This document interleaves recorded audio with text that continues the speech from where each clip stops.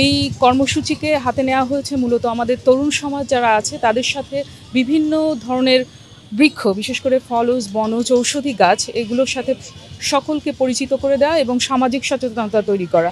আমরা জানি যে Bangladesh is one of the worst victims of environmental problems. আমাদের দেশের এনভায়রনমেন্টাল পলিউশনে আমরা অন্যতম একটা ভিকটিম বলা যায়, কারণ বিশ্বের শিল্প উন্নত যেসব নগরী আছে তারা গ্রিন হাউস গ্যাস নিঃসরণে বড় ভূমিকা পালন করছে এবং এর জন্য বায়ুমণ্ডলের যে স্বাভাবিক গতিবিধি এটা পরিবর্তিত হচ্ছে। বিশ্বের কোথাও লবণাক্ত পানি ঢুকে যাচ্ছে, কোথাও অনাবৃষ্টি হচ্ছে, আবার কোথাও অতিবৃষ্টি হচ্ছে এবং এই গ্রিন হাউস গ্যাস নিঃসরণের কারণে কিন্তু আমাদের ইকোলজিক্যাল ব্যালেন্সটা নষ্ট হচ্ছে। জিতুন লাখ টাকা ও ডানো প্যাকে ছবি ফিচারের সুযোগ। বিস্তারিত দেখুন আরলা ডানোর ফেসবুক পেজে। তো আমরা চাই একটা সবুজ, অন্তর্ভুক্তমূলক এবং পরিবেশ সহিষ্ণু, পরিবেশ ও জলবায়ু সহিষ্ণু একটা নতুন বাংলাদেশ গড়ার, যেখানে থাকবে না কোনো বৈষম্য এবং প্রাকৃতিক মনোরম পরিবেশ তৈরি হবে আমাদের আগামী বা তরুণ প্রজন্মের জন্য।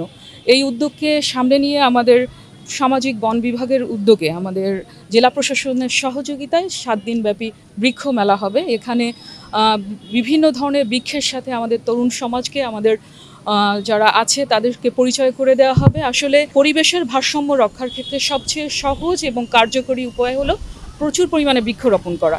বাংলাদেশের মানুষ, আমরা শুনি যে বাংলাদেশের মানুষের সংখ্যা বেশি, তো সেই সকল মানুষ যদি আমরা এই বৃক্ষরোপণ অভিযান এবং বৃক্ষমেলাকে কেন্দ্র করে একটি করে গাছ লাগাই, তাহলে কিন্তু আমাদের পরিবেশ বিপর্যয় বা পরিবেশের ভারসাম্য সুন্দর হবে, পরিবেশ বিপর্যয় হতে আমরা মুক্ত থাকব।